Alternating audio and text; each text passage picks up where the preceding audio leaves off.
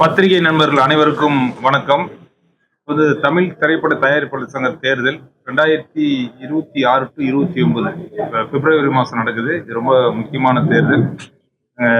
தானு அண்ணனுடைய செல்வன் வழிகாட்டுதின் பேரில் நாங்கள் ஒரு தயாரிப்பு நலன் காக்கும் அணியின் சார்பாக நான் தலைவருக்கு நிற்கிறேன். துணைத் தலைவருக்கு ஆர்.கே. சுரேஷ், கமலக்கண்ணன், அதே மாதிரி செயலாளருக்கு அண்ணன் ராதாகிருஷ்ணனும் கமிலா நாசரும் அவங்க நிற்கிறாங்க. ஜாயிண்ட் செக்ரட்டரிக்கு சுஜாதா விஜயகுமார் நிற்கிறாங்க.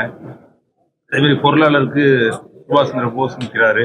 அதே மாதிரி இங்கே 26 பேர் நம்ம செயற்குழு உறுப்பினருக்கு Azhagan Tamilmani, Chitra Lakshmanan, M Gaffar, H Murali, R Madhesh, Praveenkanth, V Gnanavel, V Palanivel, பைஜாடாம், P Mahendran, S Jothi, Senthamaraikannan, K Murugan, Nilgiri A Murugan, Salai Sahadevan, G M Davidraj, S Jeyaseelan, Raja என்கிற Bakrudeen, V N Ranjithkumar, Thai Saravanan, Pradeesh Sams, S N Rajarajan, P G Balaji, A Ezhumalai, Isakki Raja, Dhana Shanmugamani, அது மாதிரி 26 பேர் மொத்தம் எங்கள் அணியாக நிற்கிறோம். முதல் அணி நாங்கள் தான் உருவாக்கியிருக்கோம். இது ரொம்ப முக்கியமான தேர்தல். அடுத்த பிப்ரவரியில் நடக்குது.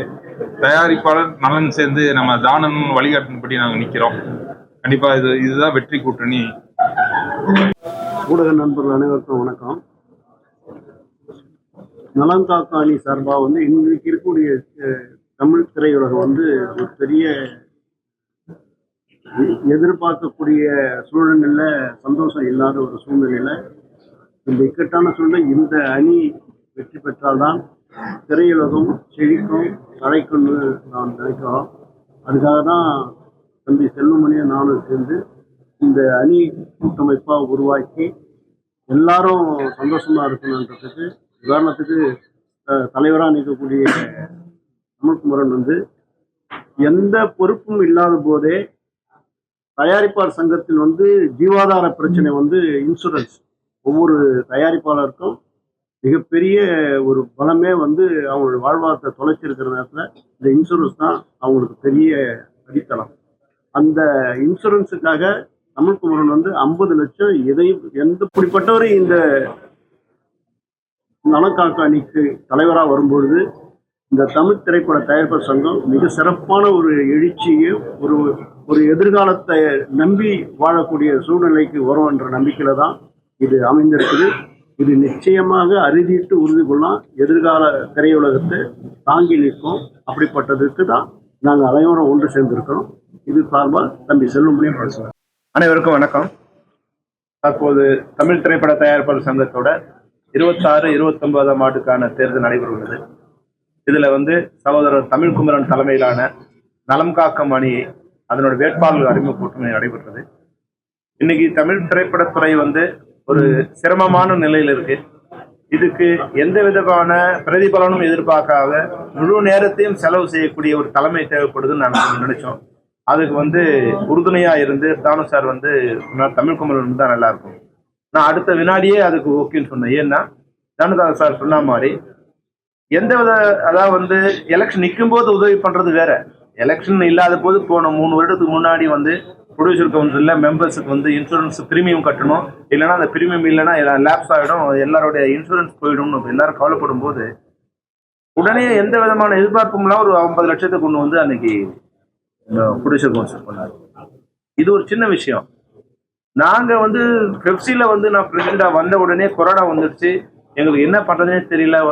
அரிசி வாங்க கூட முடியல, பணம் இருந்தாலும் அரிசி வாங்க முடியல. அது பணமும் எங்ககிட்ட இல்லை. அன்னைக்கு தானு சார் முதல்ல என்ன வேணும்னாரு. ஒரு 20,000 பேர் இருக்காங்க, ஒரு ஆளுக்கு ஒரு மூட்டை அரிசினா கூட 20,000 மூட்டை அரிசி வேணும். அடுத்த நிமிஷம் அவர் எங்களுக்கு 1000 மூட்டை அரிசி அனுப்பிச்சாரு. அப்புறம் நீங்கள் குமரன் பேசுங்க, தமிழ் குமரன் எனக்கு சொன்னால் எனக்கு பழக்கம் இல்லை சார். சும்மா ஃபோன் நம்பர் கொடுத்து நீங்கள் பேசி பாடினார். நான் பேசி இது மாதிரி நான் ஆர்கே செல்வமணி பேசுகிறேன்னு சொன்னேன். அண்ணே சொல்லுங்கண்ணே, என்ன அவ்வளோ பணிவும் பண்பும் உள்ளவன் சார். இது மாதிரி கொரோனா எஃபெக்ட் ஆகுது, பெப்சி மெம்பர்ஸ்க்கு ஏதாவது ஹெல்ப் பண்ணணும், என்ன வேணும்னாரு.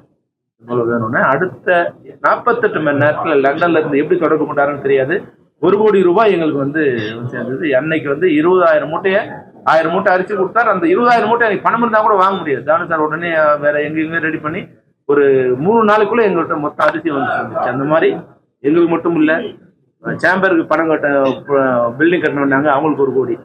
இதையெல்லாம் விட மனிதநேயம் உள்ள ஒரு விஷயம் என்னன்னா, உங்களுக்கு பெரிய இந்தியன் டூர்ல மிகப்பெரிய ஒரு விபத்து நடந்தது.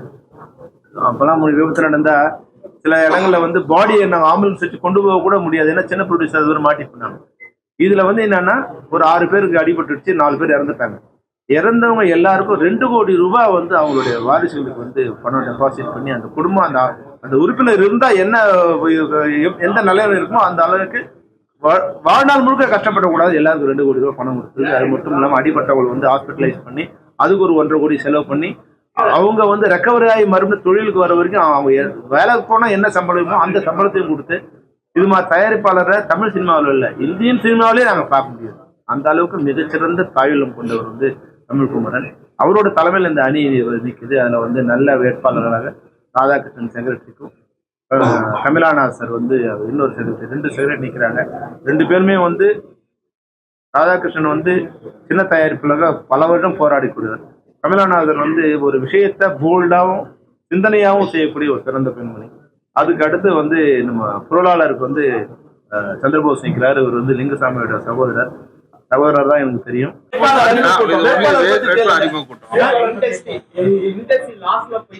சொல்றீங்க, ஆனா வந்து சமீப காலங்கால 100 கோடி வசூல் 200 கோடி வசூலுமே அவங்களே ப்ரமோஷன் பண்றாங்க. உண்மையா இருக்குமா இல்ல என்ன மாதிரியான உண்மையும் இருக்கும்.